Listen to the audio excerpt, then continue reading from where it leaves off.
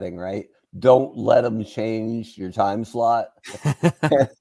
And we just did. So welcome to the Eternal Baseball Podcast, number 103. Ooh, look at us. Right? We're your hosts, Mark Weber and Brent Roto. And it's all my fault. I'm big on accountability.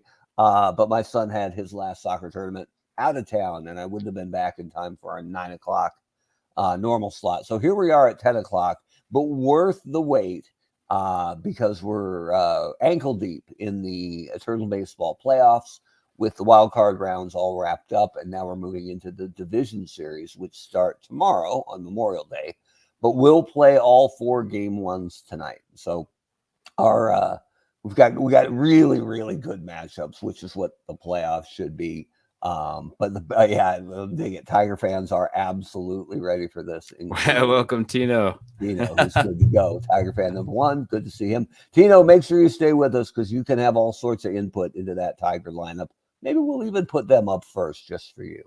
But the way it works in Eternal Baseball is that we have 4 divisions in each league, and the 2 division winners with the best records in each league get buys out of the wild card stage. And so in the American League, that's the 2-time defending champion New York Yankees, and the AL North winners, the Detroit Tigers.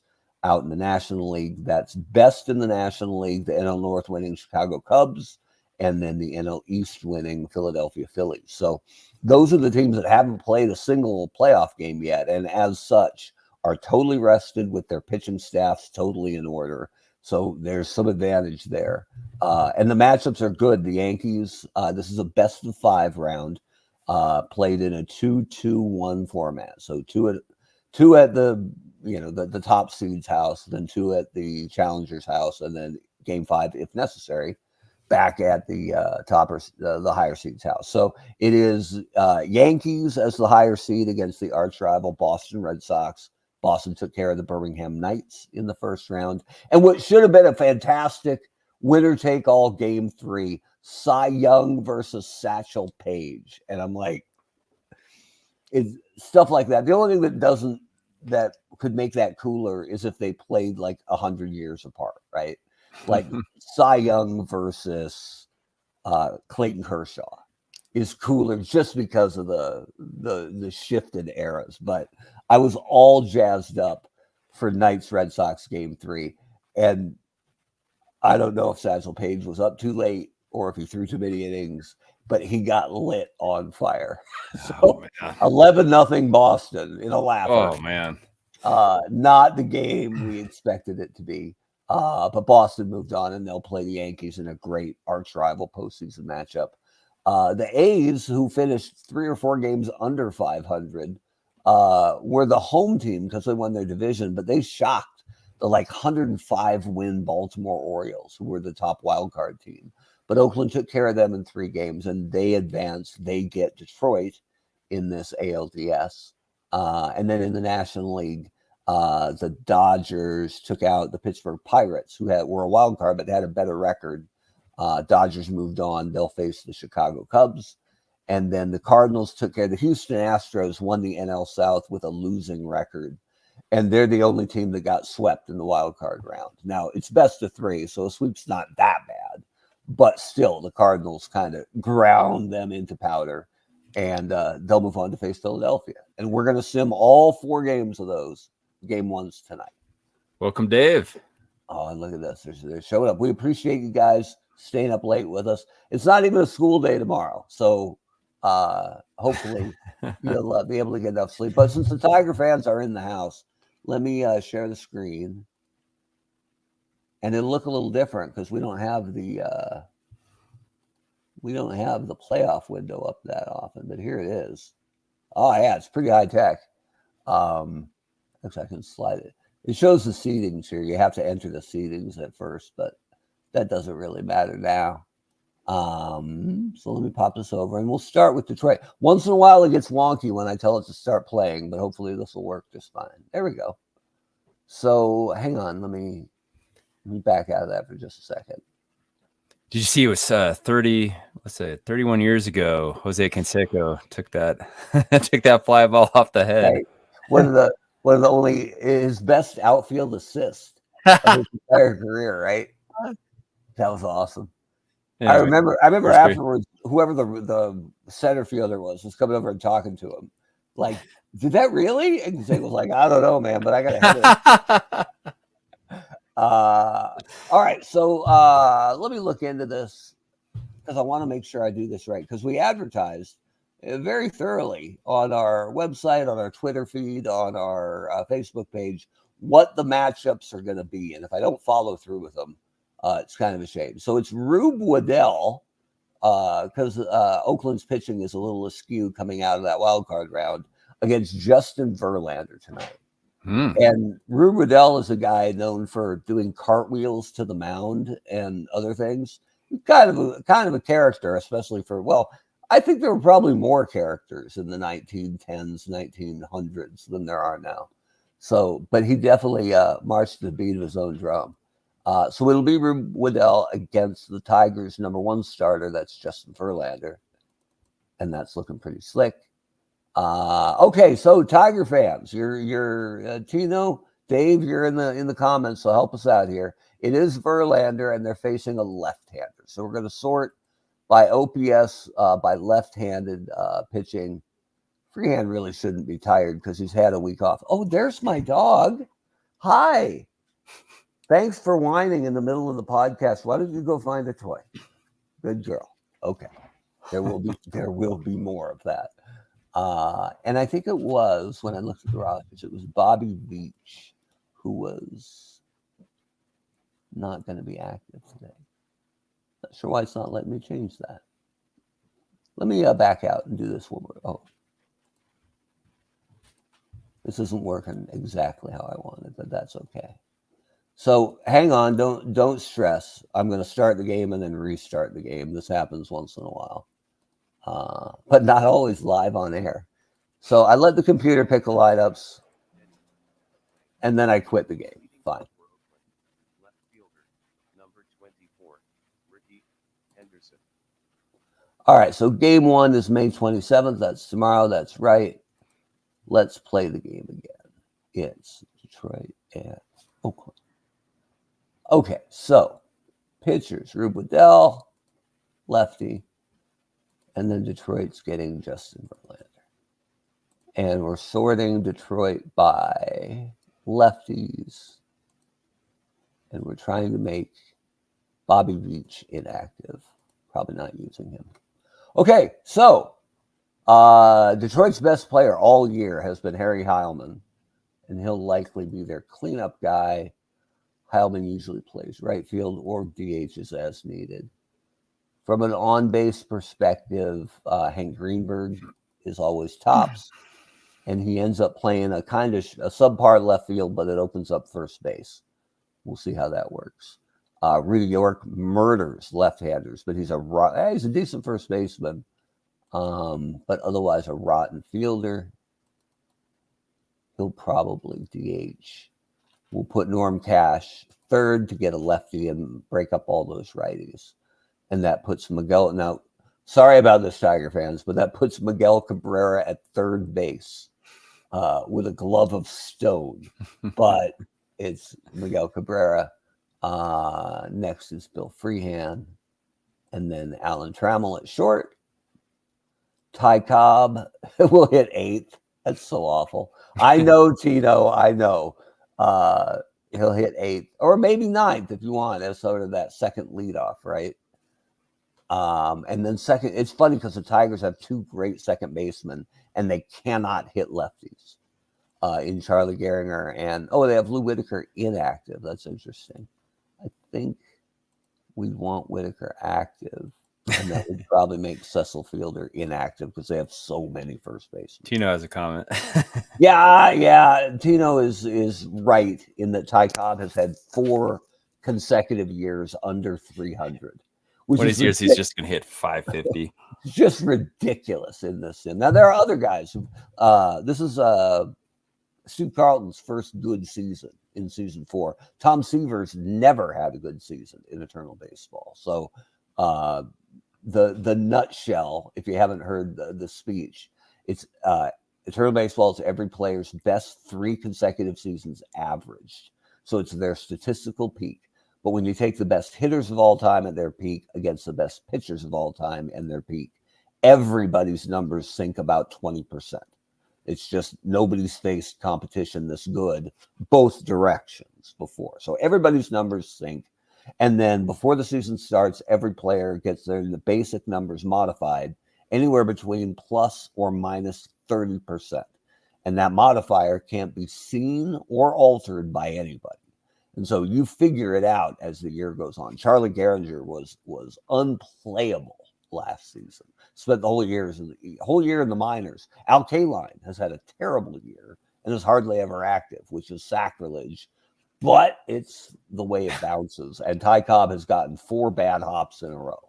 So that's the speech if you haven't heard it before. So Cobb will be 8th. And then Tiger fans, let me know about Cobb 8th or 9th and whether you want Gehringer or Whitaker hitting at the bottom. Boy, they're both pretty terrible.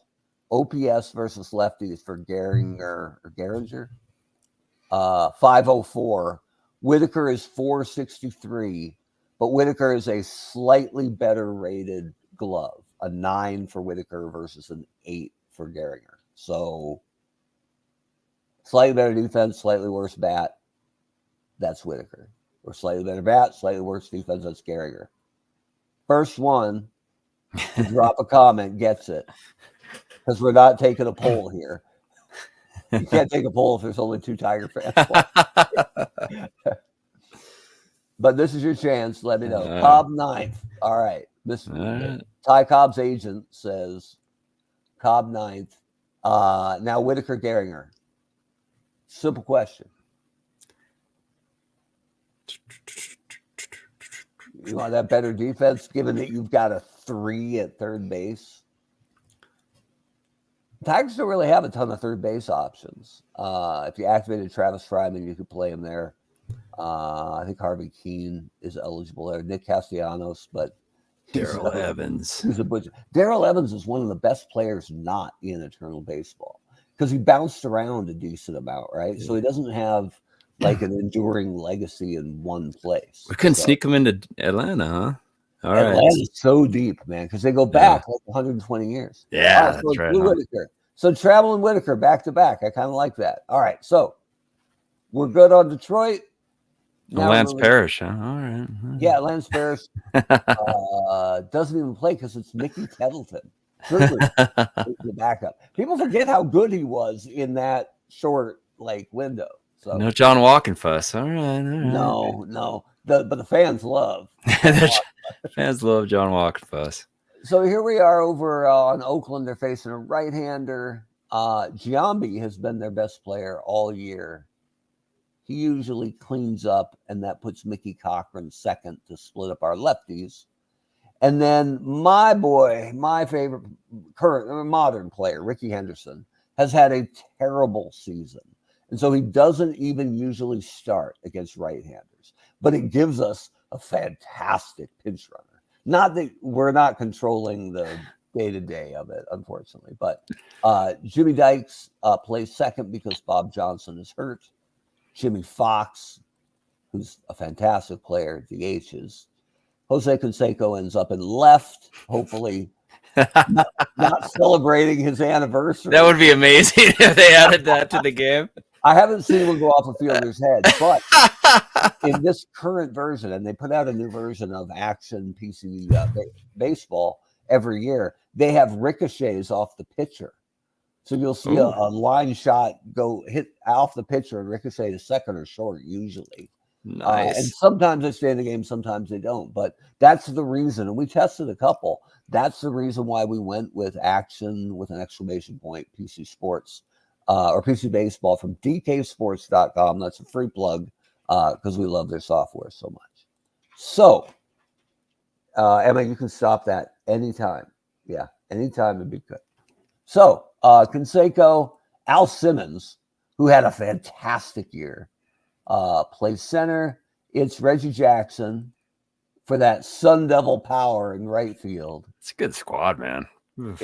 If you put Sal Bando in there, you got double Sun Devil power, and then it wouldn't be fair. Tiger fans would never forgive me.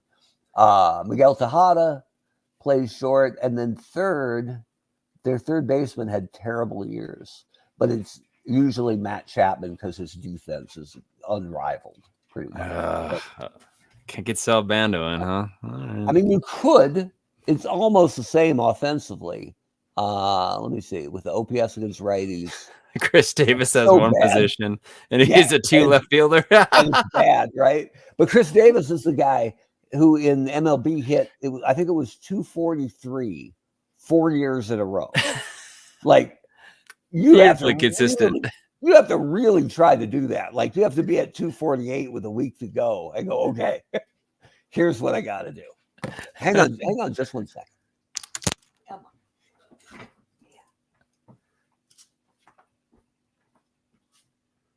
This is Emma.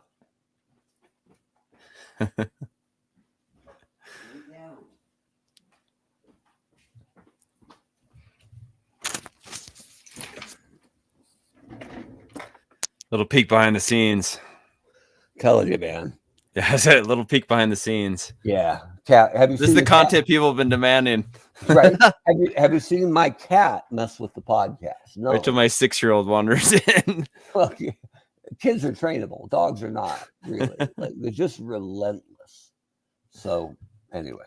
So yeah, I could be talking to the Sun Devil Sal Bando because neither one of them hit. Bando's a 5 defensively, Chapman's a 10.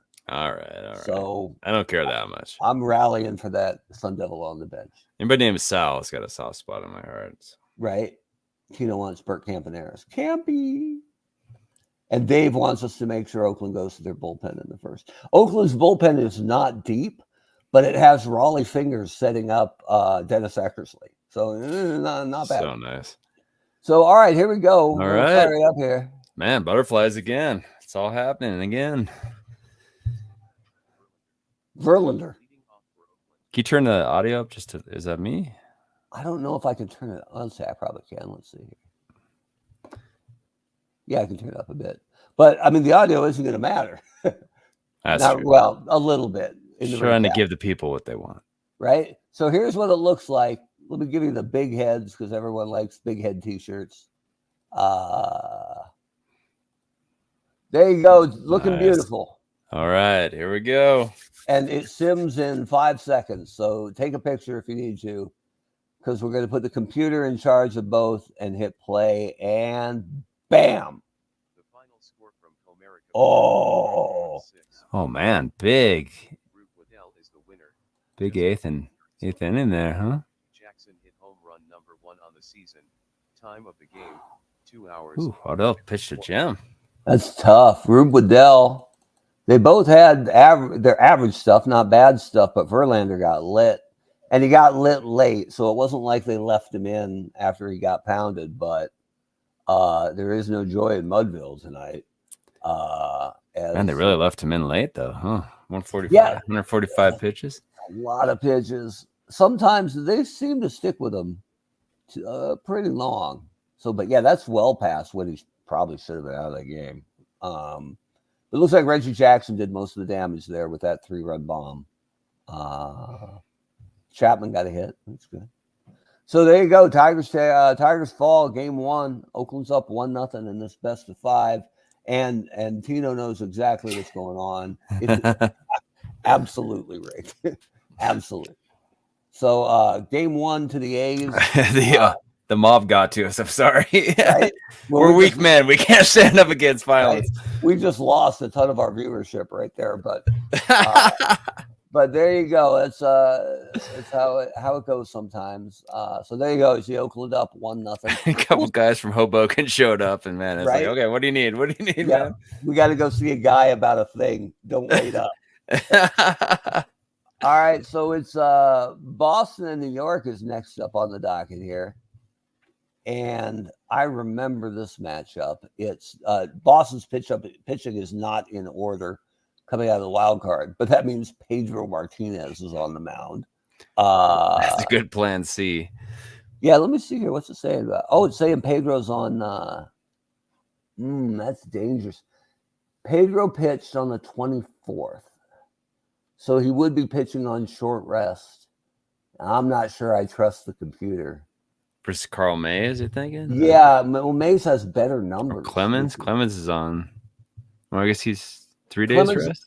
Clemens is scheduled to pitch game 2 on full rest, which would let him pitch game 5 on full rest if needed. So I don't think they'd pull the trigger on Clemens.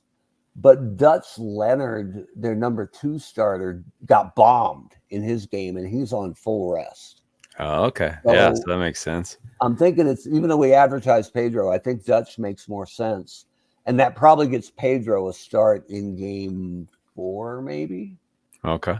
So and he'd be fully rested then. I'm nervous about putting the computer in charge of a guy with a 60 pitch limit.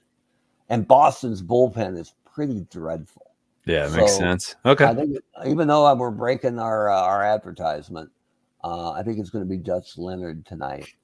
And cue the Red Sox fans accusing me, the known Yankee fan, of monkeying with the Boston lineup. It is Spud Chandler, great name. He had a really good career, but a lot of his best years were during World War II, when a lot of the talent wasn't playing. So he didn't throw 160 pitches. Yeah, it was like 145. Yeah, it was a lot though. My dad actually was considering calling me Rocco back in the day. My mom vetoed that pretty fast. Did you shut that down? I think Rhoda works, especially as big a baseball fan as you became. But Rocco. Okay. And the Yankees are rocking an extra player here somehow, so we'll make sure that doesn't stand. Who is it? I think it's Bernie Williams. Sit down, Bernie.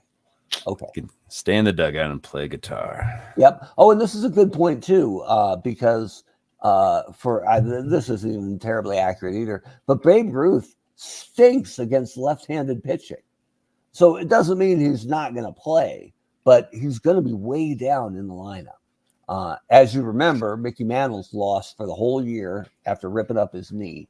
So against left-handers, Gehrig cleans up and Paul O'Neill hits second. O'Neill ends up playing left. He just didn't much as a Yankee. And that puts Judge leading off and playing right field. And Joe DiMaggio, just back from missing a month with I think it was a dislocated hip. So we just got Joe D back. He'll play center. And then it's lefty Palooza, because it's Bill Dickey catching. Roger Maris will DH. Derek Jeter at short. Joe Gordon at second. And Tony Lazzeri at third. So Ruth wouldn't even be in this game, because Maris's OPS against lefties is 766 and Ruth's is 639. It's a good bench bat. All right, we'll let it roll. And Boston fans call that the make good, swapping your pitchers out. But I truly believe that's the right choice for Boston. So Tina was wondering, so the 145 wouldn't affect Verlander, right? No, 4 days rest should have him just fine. Yeah. Okay. So the way it shakes out, I think, though, because it's 2 days, it's 2 games, travel day, 2 games, travel day, game 5.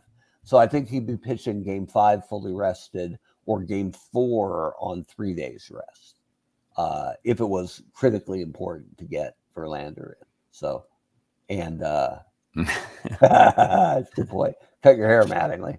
All right, so and then over here on the other side, the Red Sox are friggin' loaded because they played 120 some seasons. So against right-handers, it's Ted Williams cleaning up, of course.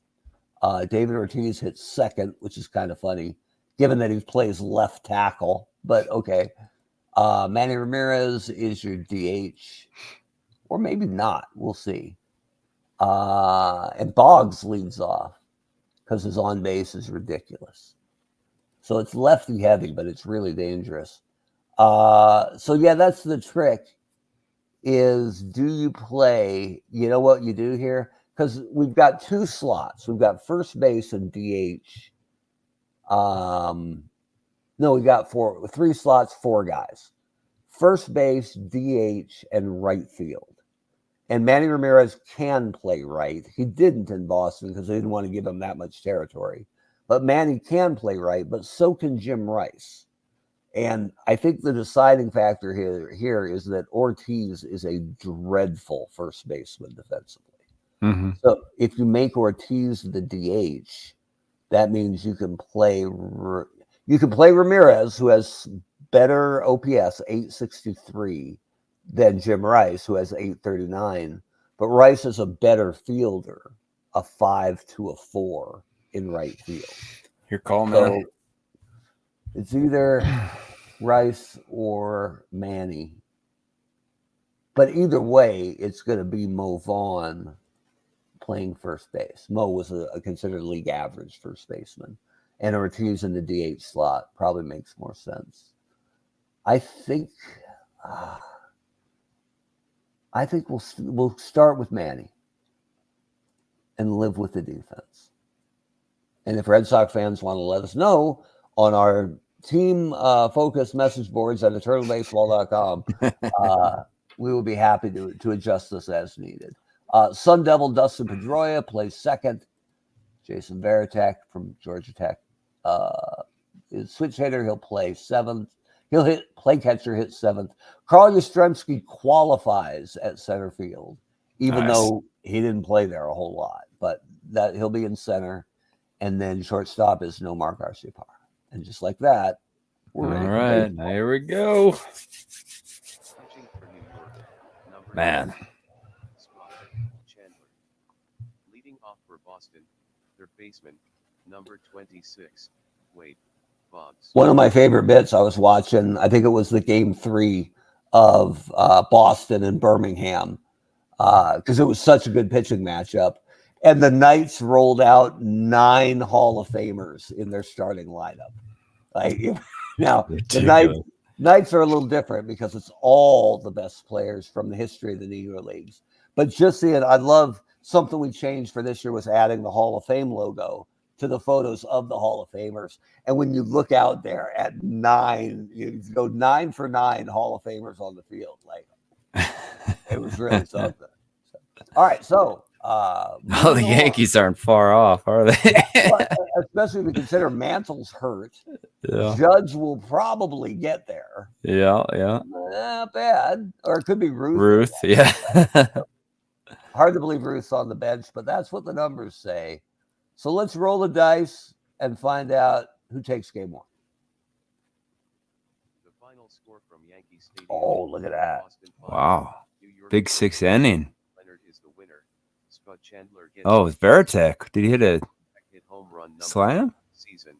Time let's check see what that was. 45 minutes.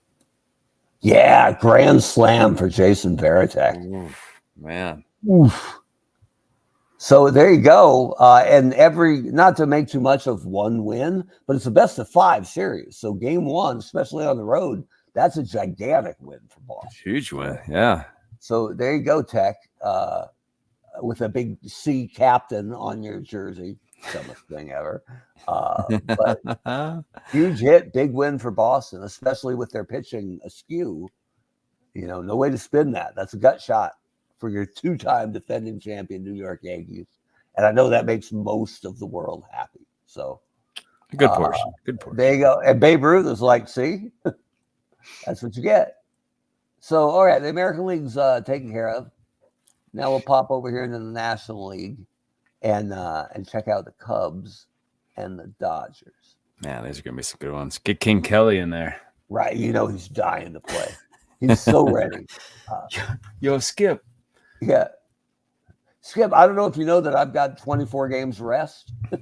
I'm so ready to go. Okay, so hang on. I'm going off screen here to look up. King Kelly wouldn't have any problem going to the mob for a little extra pressure on the manager. All right, so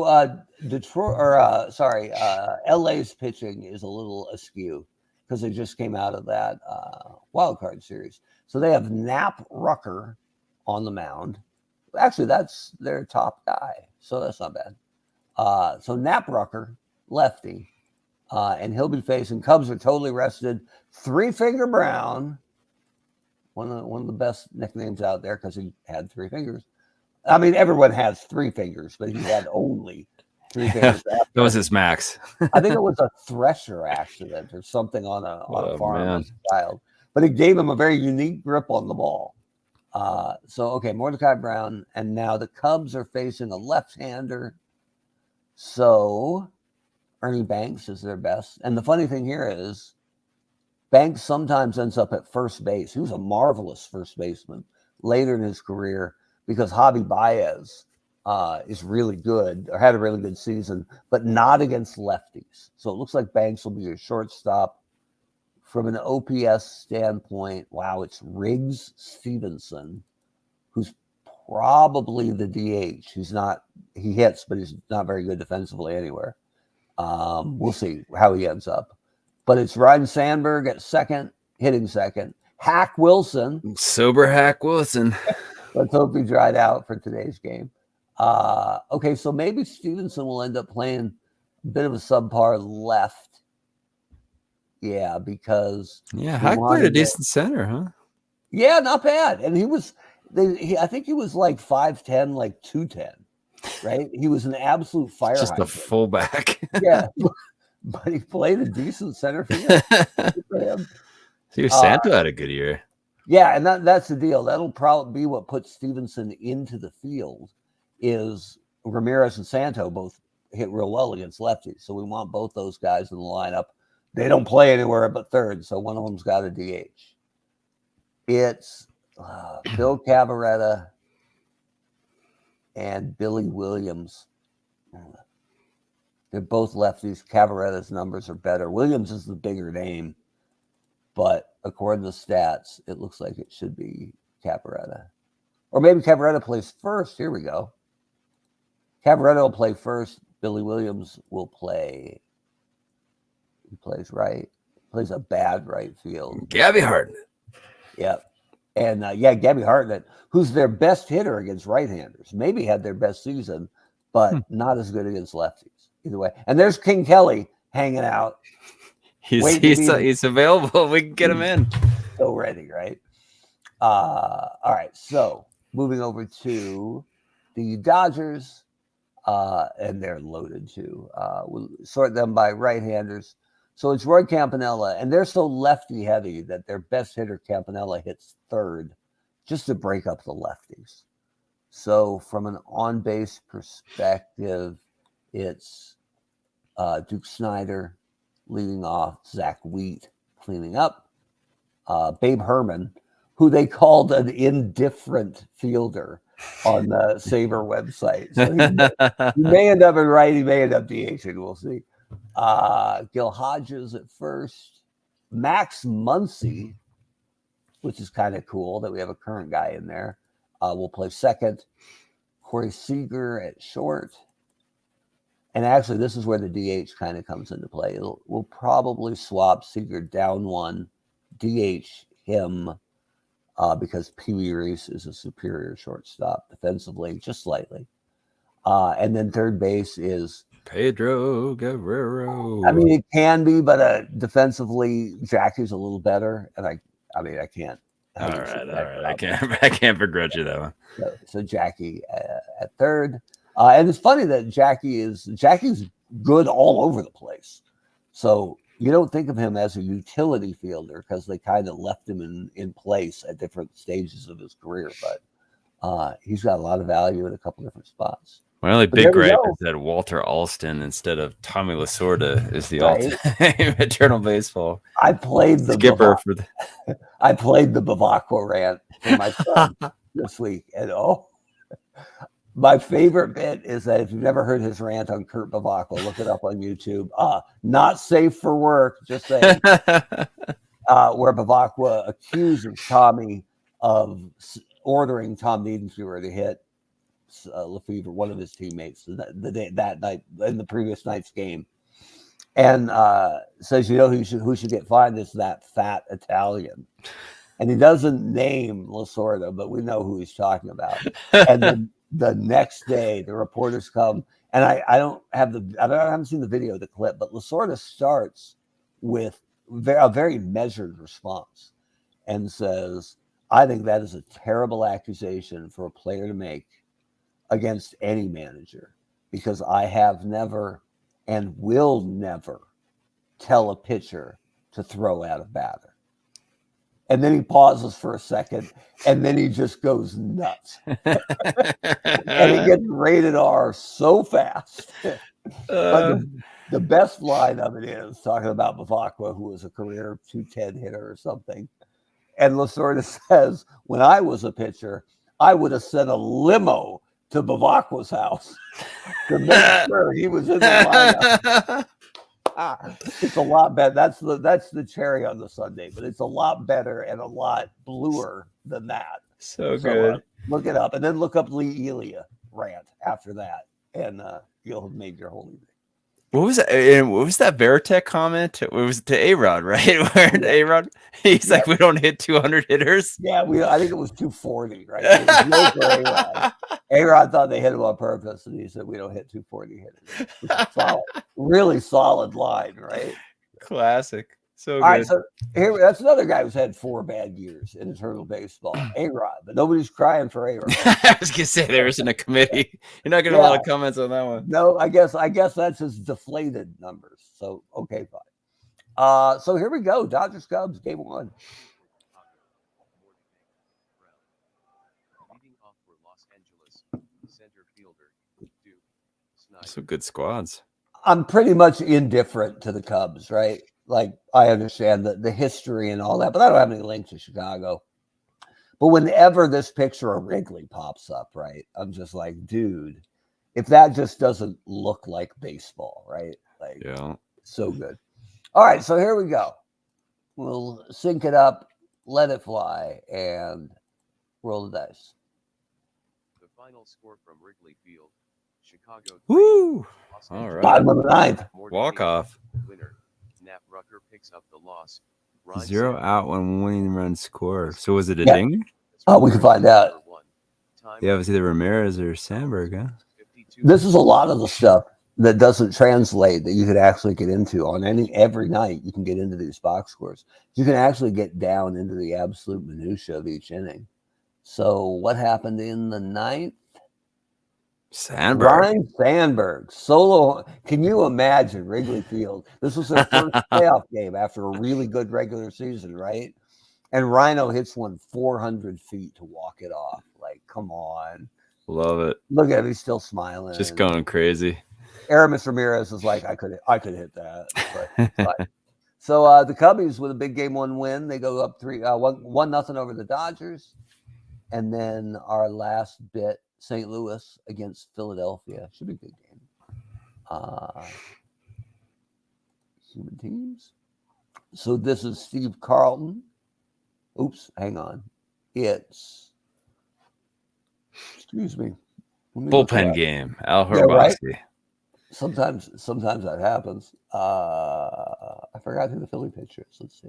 Is it Bob? Must be It's Bob. Gibson. Yeah, it's Gibson Carlton. Oh, man. Come on. So good.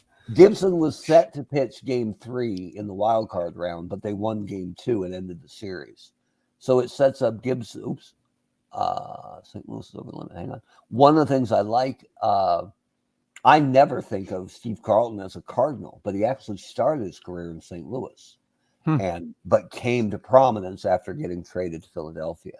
So the idea that Carlton, who was known to have to hold grudges, if that's a pleasant way to put it, probably never liked St. Louis. I don't know that he ever pitched against Gibson, but I think they were definitely teammates for a couple of years. So Gibson, and they say St. Louis has got an extra bat. Let me figure out who that is. It might be Jack Clark. Or, wow, it's actually Lou Brock. But, God, Brock. Every turn away from the screen. Having Brock as a pinch runner, because he doesn't usually start because the Cardinals are just that good, right? Let me look at, there's a reason Clark is valuable. He's absolutely murder on lefties and not so much on righties. Could probably make Enos Slaughter. Well, the trick with Slaughter didn't play that much, but he's their best against lefties in kind of limited numbers. Let me see how many that is. Slaughter had, I mean, he only played in 15 games. So, Enos Slaughter versus Jack Clark. Because I think you got to keep Brock, right? How are you going to sit Lou Brock for the whole round? Yeah, I don't know. Or has Chikavi? No, he Chick's did. great. He had a Okay, great he's year. good. Hang on. If you look at, hold on, let me search it here. Oh, this is playoff numbers now. Oh, okay, gotcha. For some of them, the OPS and stuff. So it's hard to qualify. But if you look at like OPS against righties, Hayfie's the best. Yeah, gotcha. So Hayfie's Teflon. You can't get near him. But all right, we're gonna say Jack Clark's gonna sit in favor of Lou Brock. I don't think any Cardinal fans are coming with pitchforks and torches about Lou Brock over Jack Clark. I think you're okay. All right. So, and then Philadelphia is Carlton. All right. So, Philly batting against right-hander Bob Gibson. Ugh. So, it's Chuck Klein, who had the best season of any player in eternal baseball history. He won the friggin' Triple Crown. And if you don't know who Chuck Klein is, and I didn't before we started researching the numbers for Eternal Baseball, he was an absolute beast. So it's nice. You like it when good things happen to good players, right? So there you go. No, spoiler alert: cover your ears if you got money. You got to run some money on this. Chuck Klein's your NL MVP. Like there's no doubt about it. Like he pretty much lapped the field. All right. So you don't need to send the mob around to get us to do that. No, we're good. Sherry McKee's inactive, man. Right. Heartache. We do get Abreu leaps in the lineup a little bit because his on base is so good. Yeah, Billy Hamilton's is good too. Let's see. I wonder if we ran Billy Hamilton in center because he's so fast. And then that would give us Schmidt at third, or hitting third and playing third. Dick Allen probably DHing and smoking in the dugout while juggling baseballs. Very solid. Darren Dalton catching. Abreu actually plays some left. Abreu's a funny guy. I saw his act when he came to the Yankees a little later in his career, and he was a well-rated fielder, a pretty good arm too. Could steal a lot of hit for average, hit for power. I never ever saw an outfielder more terrified of the wall than Bobby Abreu. When his foot hit dirt in the outfield, it was like warning lights. Screeched to a halt. He was just—I don't know if he had a bad crash in the minors or he must have laid out for one and just like never again. Nope, not gonna do it. And I wonder, Philly, it had to be the same in Philly. I bet that Philly fans aren't real wild about Bobby Abreu, and he was really friggin' productive there. But Philly's a tough town, right? And I bet they saw a guy afraid of the wall and went, this guy, right? So, yeah, there's something to be said for that, huh? So this is ridiculous. Ryan Howard is going to play first base and hit 8. Second leadoff. He doesn't get enough credit either for the friggin' terror that he was. He had some good years. Oh, and then Philly wants him well. We're passing right over Sherry McGee to get to Jimmy Rollins. Oh man, he was right there. Only there for so over here in St. Louis land, they're facing a lefty, and I just benched Jack Clark. Sorry about that. And they're righty heavy, so that'll put Enos Slaughter probably hitting third. Rogers Hornsby cleaning up. I think he was the NL MVP last year. It puts Pujols leading off. And he may play first. He may end up at third. We'll see. Or DHing. Chick Hafey is kind of a brutal fielder. We'll see how he works out. Because we want to get Johnny Mize in, probably DHing. Stan Musial is great because he plays anywhere. So we'll target him for center field right now. Joe Medwick only plays left. So he can't play if Hafey's in left. And I can't move Hafey to right because that's where Edith Slaughter is. So Medwick maybe sits. Oh, man. Play Yachty at catcher, but now I've got all-world defensive center fielder Jim Edmonds. But I got nowhere to put him. Unless I put, wait a minute, I could put Pujols at third and Mize could play first. And then I've got a DH for Hafey, which lets me play Medwick or Edmonds. Sure. And then Musial can play left. That's a lot of moving parts. Your call, man. I think you could just put Ken Boyer in. Yeah, and Boyer, there's nothing wrong with Ken Boyer, especially defensively. So if we roll with Boyer at third, and then Frankie Frisch has a better on base, but and he's a good shortstop. Ozzie Smith, though's the guy, right? I think so. Hitting that. He actually had a big game in, I think, game 1 maybe of the wild card round. So anytime Ozzie hits for you, you're like, he's the best player in the world, right? Bonus, yeah. If I get hits from Ozzie Smith. Supposedly, I'm going to forget his name. There's a rookie shortstop with the Cardinals this year who's ridiculous athletic. They talk about he can dunk from almost the free throw line, and he's kind of like a physical marvel. And Buster Olney on his podcast talked to him this week and said, I know you're a fantastic athlete. And he said, yeah. He said, can you do a backflip? Well, this is spring training. And he said, I can totally do a backflip. And he says, you know the history in St. Louis, right?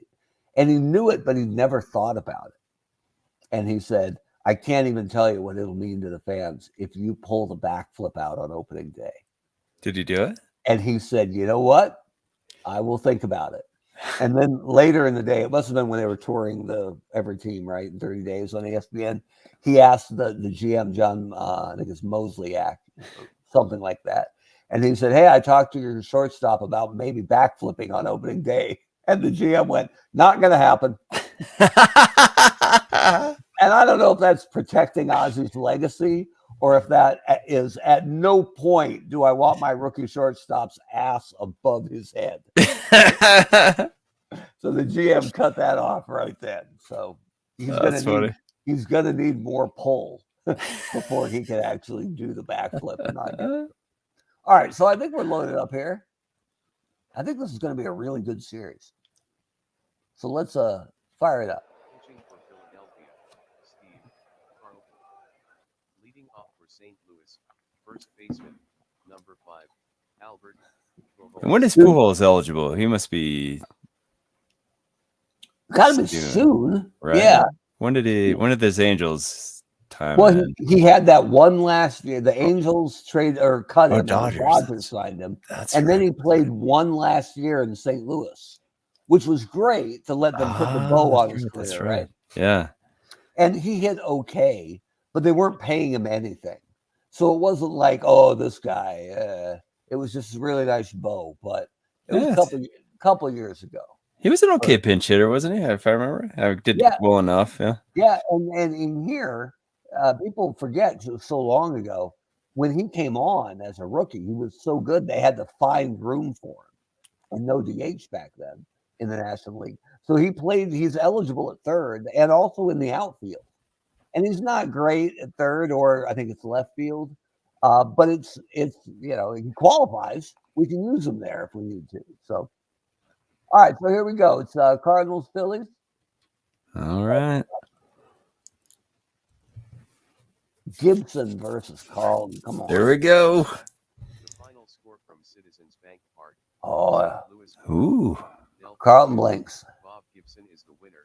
Steve Carlton gets the loss. Chick Hafey hit home run number 1 on the season.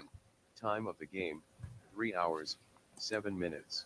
I'm thinking they probably should have got Carlton out of the game at 145 pitches in the ninth.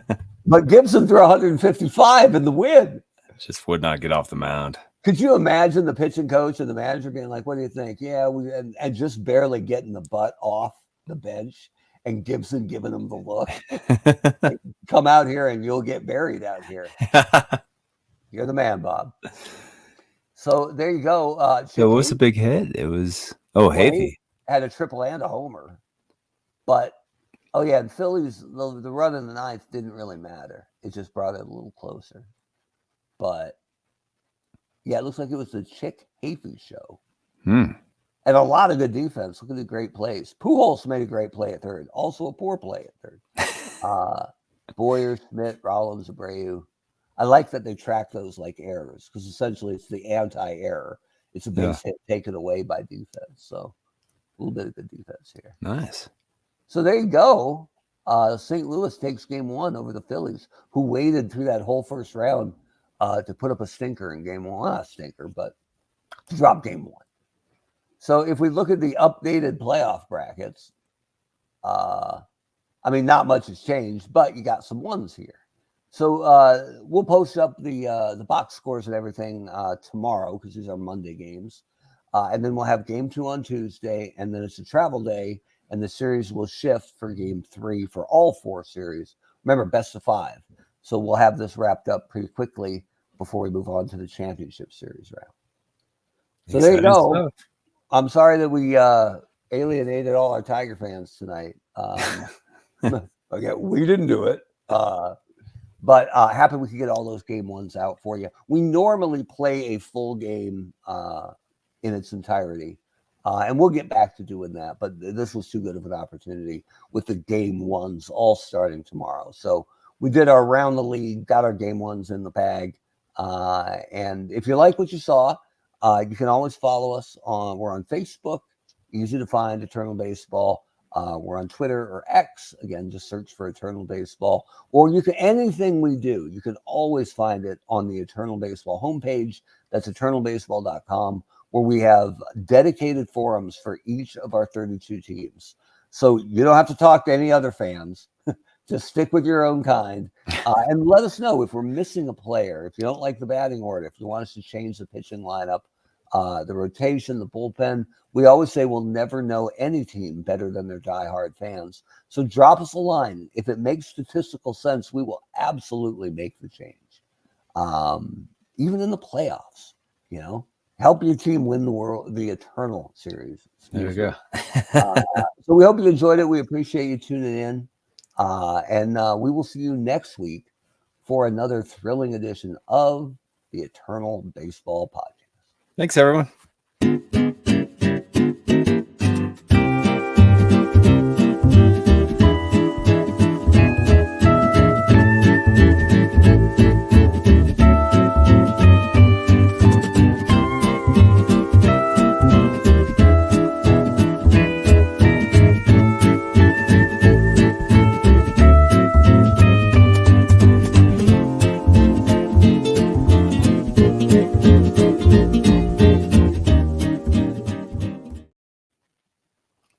You didn't kill it, man. All right. Oop.